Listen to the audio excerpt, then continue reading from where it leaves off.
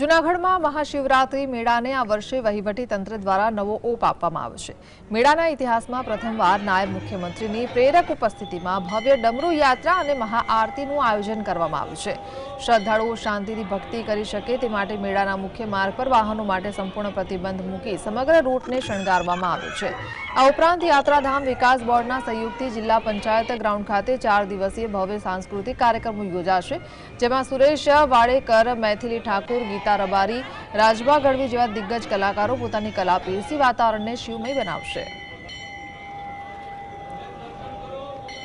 આજની ગુજરાત રાજ્યના મુખ્યમંત્રી આદરણીય ભૂપેન્દ્રભાઈ પટેલ અને ઉપમુખ્યમંત્રી આદરણીય હર્ષભાઈ સંઘવીના નેતૃત્વ નીચે અને સીધી દેખરેખ નીચે મેળાની એક નવી હાઇટ મળે, મેળાની એક નવી ઊંચાઈ આવે, લોકોને એક નવી કંઈક દિશાઓ અને જે રીતે મેળાને આધ્યાત્મિક રીતે ઉપર લઈ જવાની કોશિશથી જે આપ જોઈ રહ્યા છો, એક મેળો એક હાઇટ ઉપર જઈ રહ્યો છે।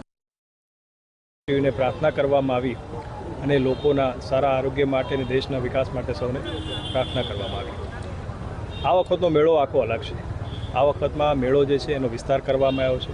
સમગ્ર 3 કિલોમીટરનો જે આખો રૂટ છે એને રાજ્ય સરકારમાં પવિત્ર યાત્રાધામ વિકાસ બોર્ડના સહયોગથી એને સુશોભિત કરવામાં આવ્યો છે, લાઇટિંગ કરવામાં આવ્યું છે, સેલ્ફી પોઈન્ટ આપવામાં આવ્યા છે, જેથી લોકો જ્યારે ચાલીને આવે ત્યારે એ ભક્તિમય વાતાવરણ છે એનો આનંદ લઈ શકે।